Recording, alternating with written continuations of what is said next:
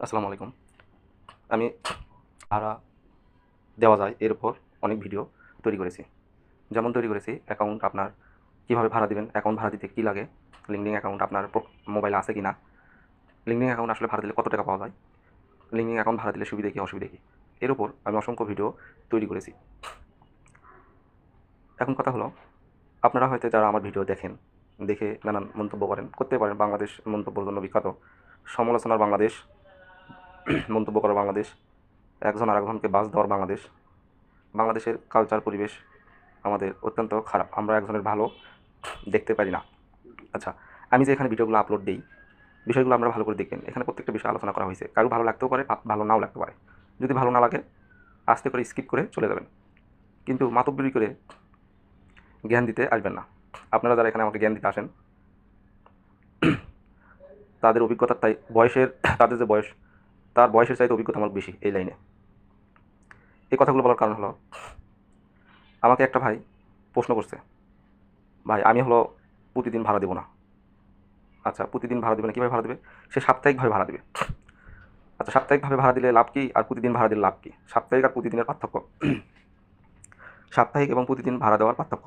আমি প্রতিদিন যে কোম্পানিগুলো অ্যাকাউন্ট মানে পেমেন্ট করে, ভাড়া নিয়ে পেমেন্ট করে, সেই কোম্পানির সাথে আমি কাজ করি। আমি যখন থেকে এই লাইনে আসছি, 2 বছর হচ্ছে প্রায়, তখন থেকেই আপনার এই লাইনে আছি, এবং এই লাইনে অসংখ্য সিটার বাটপার ঢুকে গেছে, মানে শুধু নিজের ধান্দা। পৃথিবীতে যারা স্বার্থপর, যারা লোভী, তারাই সবসময় নিজের ধান্দা করে। সে চিন্তা করে না কখনো যে আমি কীভাবে ভালো থাকবো, অন্যকে কীভাবে ভালো রাখবো। দেখেন, আমি এজেন্ট হিসেবে কাজ করে অনেক ডলার ইনকাম করেছি গত মাসে, ইনশাল্লাহ এই মাসেও অনেক টাকা ইনকাম হয়েছে। এখন বিষয় হলো, আমি কিন্তু আরও অনেক টাকা ইনকাম করতে পারতাম, কারণ আমার এখন প্রোফাইল আসতেছে ইন্ডিয়া এবং নাইজেরিয়া, কেনিয়া, এগুলো থেকে। বাংলাদেশ থেকে আমি প্রোফাইল তেমন নিচ্ছি না, কারণ বাংলাদেশে সবাই এক একজন এই ডিপার্টমেন্টে পিএইচডি করা, অথচ কিন্তু তারা কিছুই জানে না। এক ভাই আমাকে প্রশ্ন করছে, ভাই আমি যদি প্রতিদিন এক সপ্তাহ প্রতিদিনের রেটে ভাড়া দিই, অ্যাকাউন্ট যদি রেজিস্ট্রেশন হয়, তাহলে আমার লাভ কী? আর আমি যদি সাপ্তাহিকভাবে ভাড়া দিই, সে লগ ইন করার পর আমাকে 1 সপ্তাহ টাকা সে আগে দেবে। আচ্ছা, আমি সেই ভাইকে উদ্দেশ্য করে বলতেছি, ভাই আপনি যে কোম্পানিতে অ্যাকাউন্টটা দিলেন, বা যার মাধ্যমে অ্যাকাউন্টটা দিলেন, অ্যাকাউন্ট দেওয়ার পর আপনি $15-20 পাইলেন লগ ইন করার সাথে সাথে।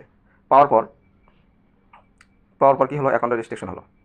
আপনি কি তাকে 2 দিন বা 3 দিন বা 1 দিনকের মাথায় অ্যাকাউন্ট রেজিস্ট্রেশন হলো, 1 সপ্তাহের নিয়মে ভাড়া দিয়েছেন, দিয়ে প্রথম দিন লগ ইন করার পর টাকা সে আপনাকে দিয়ে দিয়েছে $10 বা $20, আচ্ছা দিছে। আপনি কি যখন রেজিস্ট্রেশন হবে, আপনি কি তাকে ডলার রিটার্ন দেবেন? এটা আমার প্রশ্ন। আপনি কি তাকে তাহলে ডলার রিটার্ন দেবেন?